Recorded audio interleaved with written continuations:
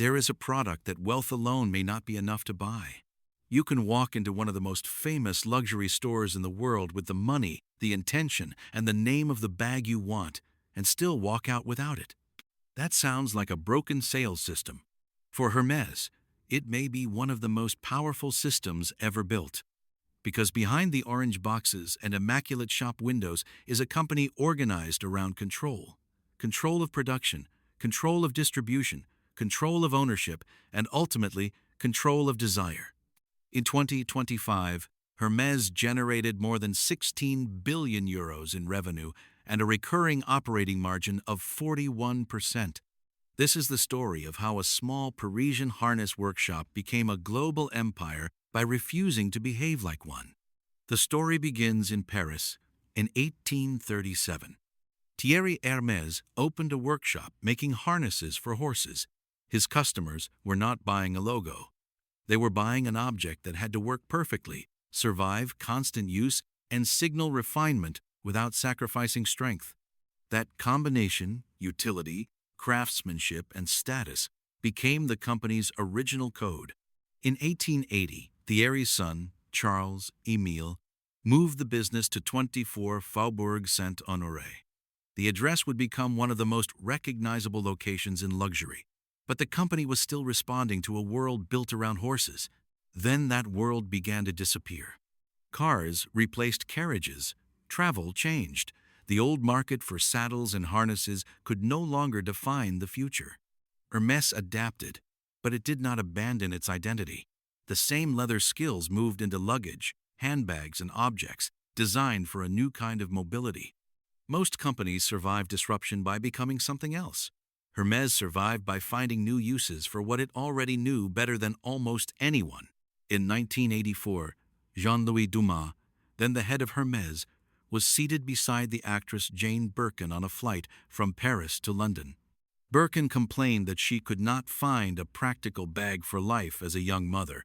Dumas sketched an idea, a spacious rectangular holdall with a flap, saddle, stitching, and even room for baby bottles. The Birkin bag was born from a practical problem, but it eventually became something much larger, a symbol that money does not automatically unlock. Hermès does not publicly describe a single global waiting list formula. Availability depends on the store, the model, production, and allocation. That ambiguity is important.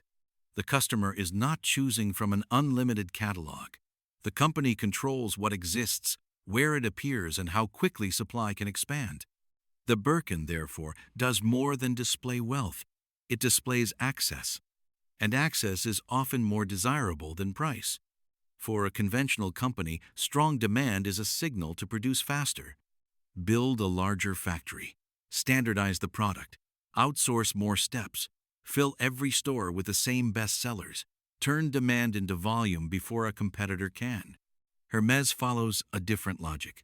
The company says its strategy rests on three pillars: creation, craftsmanship, and an exclusive, balanced distribution network.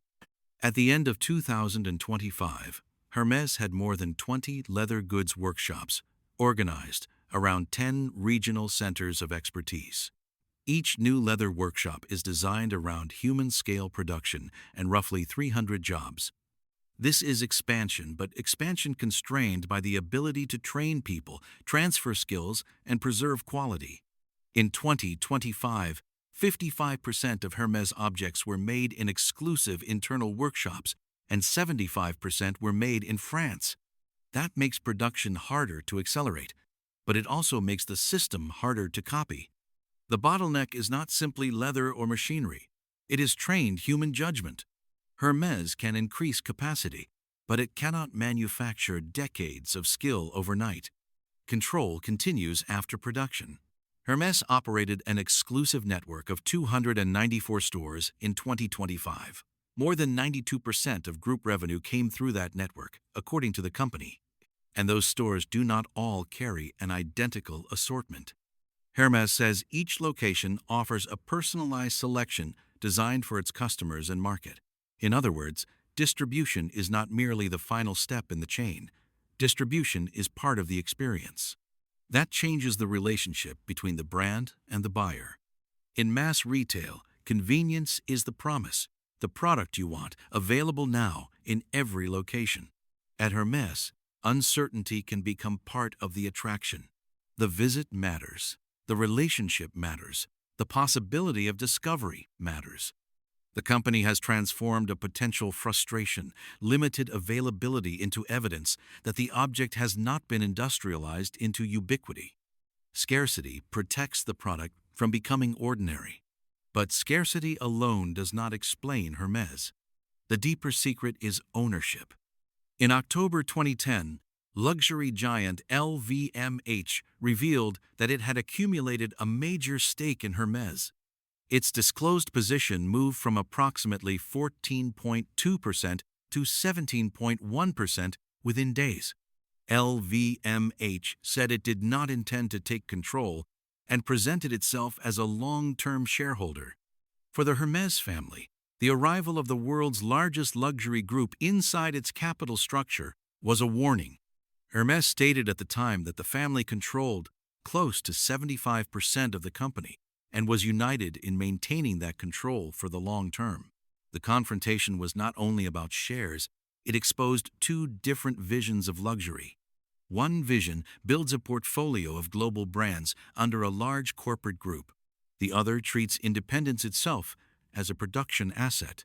Family control allows Hermès to invest with a longer horizon. It can open workshops gradually, protect techniques that are expensive to maintain, and resist pressure to maximize the number of products sold this quarter. The company's ownership structure does not merely defend the empire. It helps create the scarcity on which the empire depends.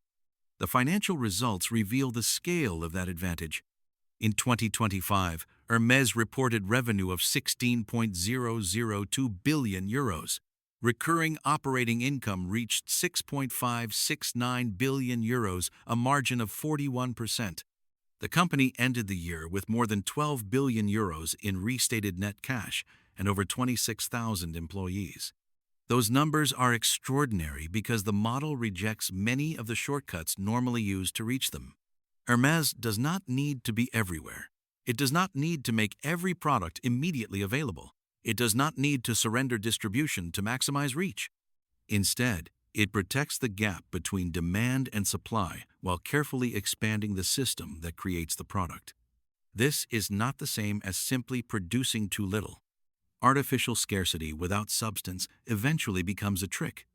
Hermès supports scarcity with workshops, training, materials, history, and direct control of the customer experience. The refusal only works because the object behind it remains credible. The Birkin is often treated as the center of the story, but the bag is really the clearest expression of a much larger machine. Hermès sells leather, silk, watches, jewelry, clothing, perfume, and home objects. Yet across those categories, the same architecture appears again and again. Make slowly enough to preserve skill. Distribute narrowly enough to preserve control. Remain independent enough to protect the long term, and allow demand to grow faster than availability. Most empires prove their power by showing how much they can produce. Hermès proves its power by showing how much it can refuse to produce. That may be the true secret behind the orange box. Not a handbag, not a waiting list, not even a logo. A system designed to make access feel rarer than money. Empire Secrets explores the decisions, rivalries, and hidden systems behind the world's most powerful companies. Subscribe for the next story behind the empire.